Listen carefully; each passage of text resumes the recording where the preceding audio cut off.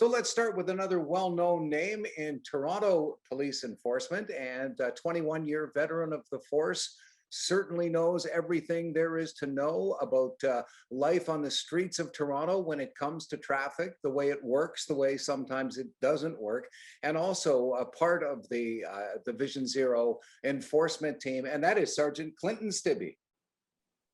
Thanks so much. So I want to just bring attention to what our biggest challenges are. And some of those challenges are basically the new drivers, the G1, G2 drivers that, especially with COVID, have made some very poor decisions.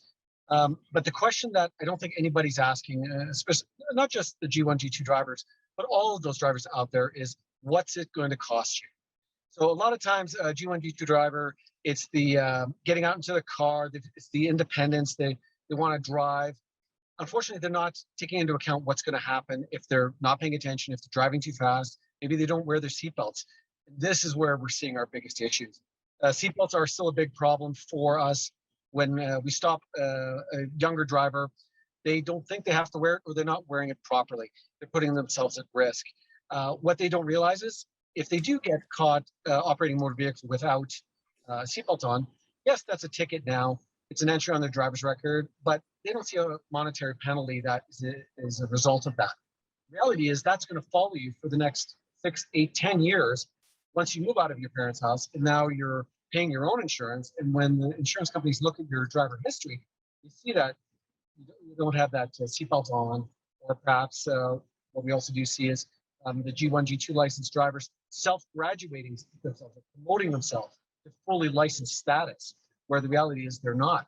So in some cases, they're drinking. We had one situation yesterday. It was a G1 driver with a 12-year-old child in the car, and they, I think it was 36 milligrams of alcohol. Although legally, criminal-wise, there wasn't an offense, but under the provincial statutes, that person was suspended as a result of that. That remains on their driver's record. And again, what's it going to cost you making that type of decision? So we are seeing these drivers it's not a big deal. But again, you have to think long term. Some of the other issues we're seeing is the speed. Speed is traditionally something that we're catching the majority of male drivers doing, and extreme speed coming from the younger G1, G2 unlicensed, or sorry, not fully licensed G drivers, so still considered to be the junior driver. And we're seeing sometimes double, triple the speed limits. You know, a crash that I think everybody's heard about is the 2 children that were killed just a few days ago. I mean, that tears at your heart for that type of situation that could have been prevented had that driver been more responsible, aware of what they were doing, or the cost of what they were doing.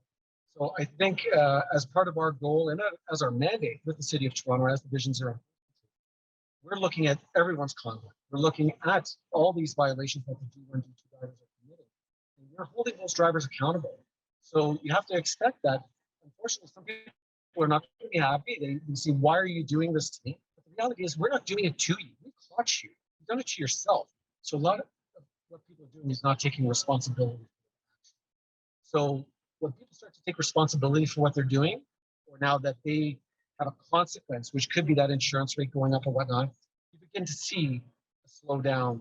You begin to see the lower speeds. You begin to see the compliance with the seatbelt.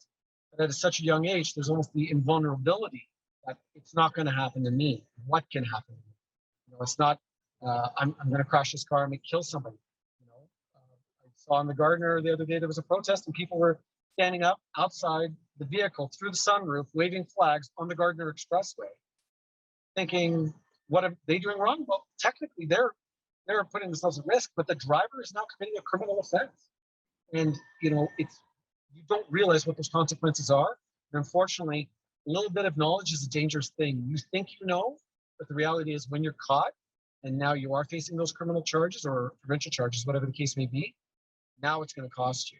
And it's going to cost you for a long, long